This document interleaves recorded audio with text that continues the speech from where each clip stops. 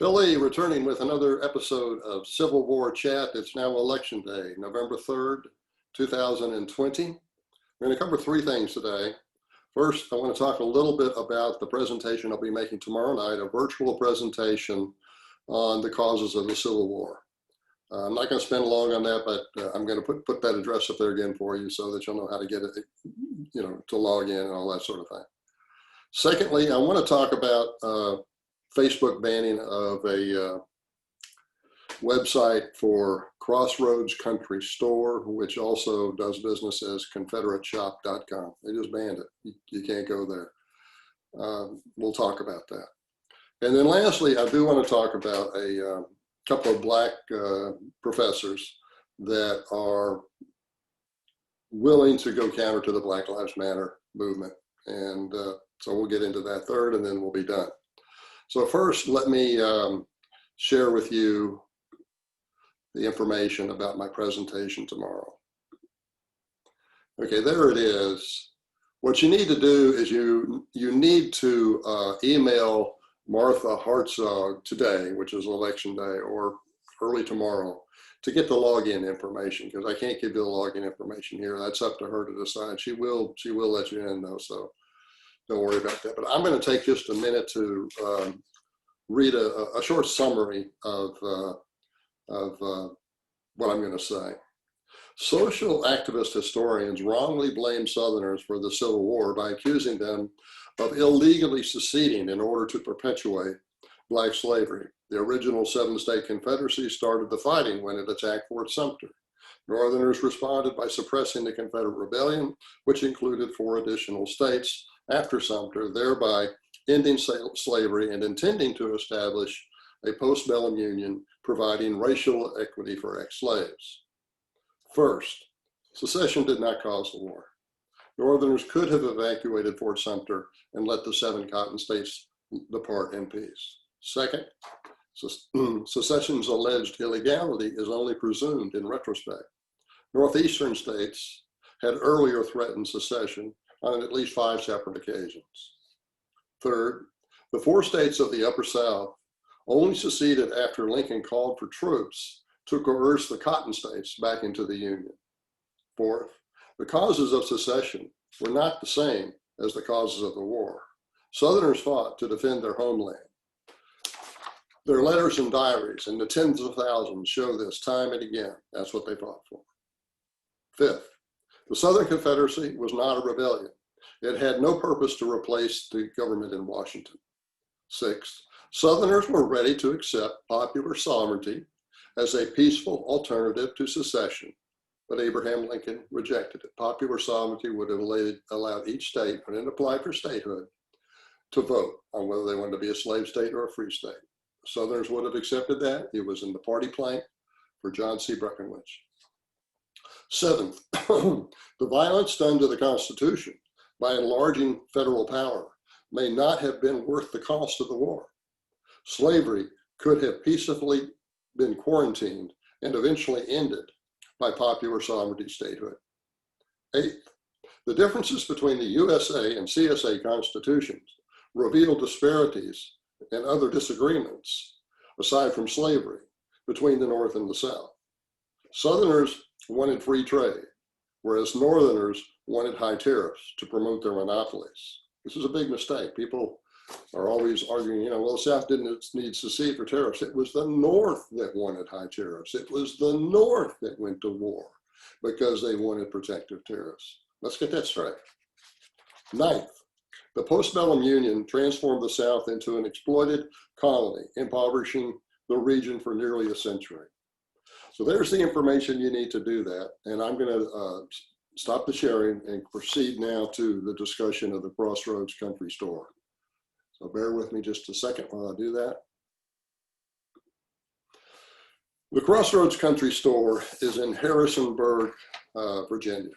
And as I say, their online shop is, that's also their online shop, but they also have another name they use, which is ConfederateShop.com. They have a Facebook page.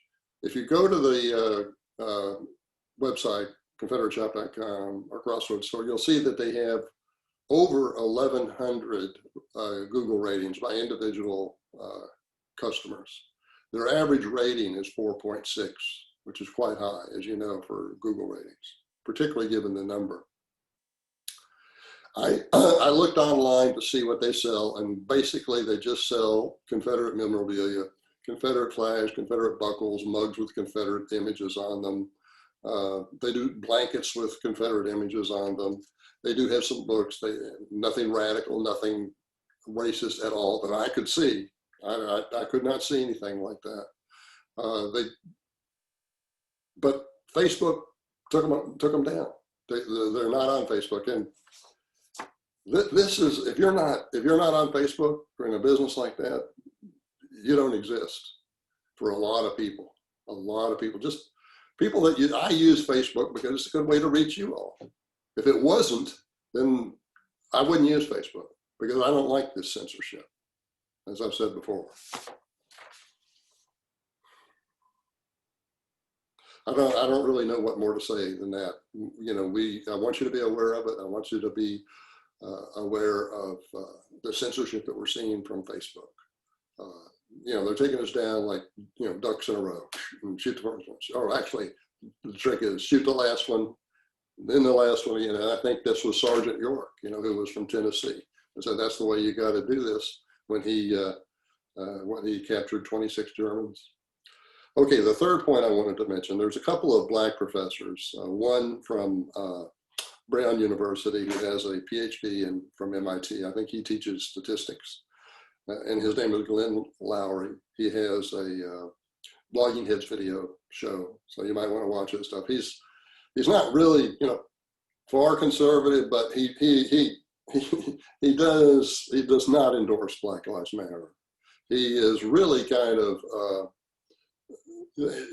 he sees the danger with affirmative action. He sees it as, you know, if blacks are going to get their degrees through affirmative action, then what's going to happen is that the public is not going to trust them to be competent at their job. And that'll be bad for all black people. He's one to say that. But the other guy I want to bring your attention to is a younger man, John McWhorter.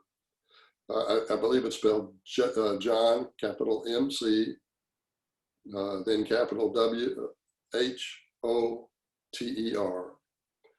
And he teaches English and literature at Columbia University, which is where Barack Obama went to undergrad.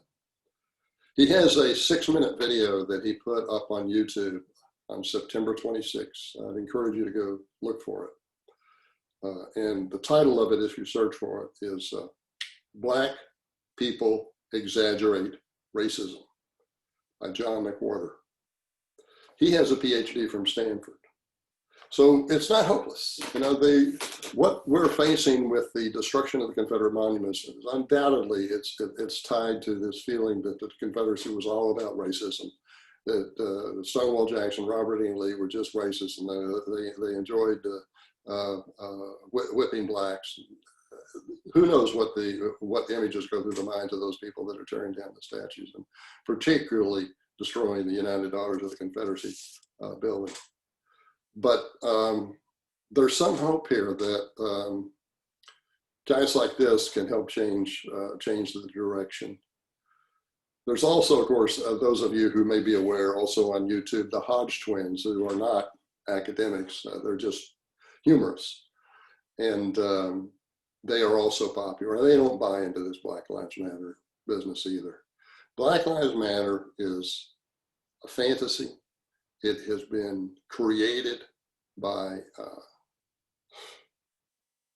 academics who see racism everywhere except where they were hired for their job, or where they were hired and got their tenure. That wasn't racist. No, that was because I'm a champion of the underdog. That's why it's so significant. Nonetheless, of course, as you can tell, I'm being sarcastic. Well, today's election day. We'll see what happens tomorrow, hopefully tomorrow. And whatever happens, I'll be back again, as I'm sure some of you will be. And I appreciate all your interest, and feel free to make comments below.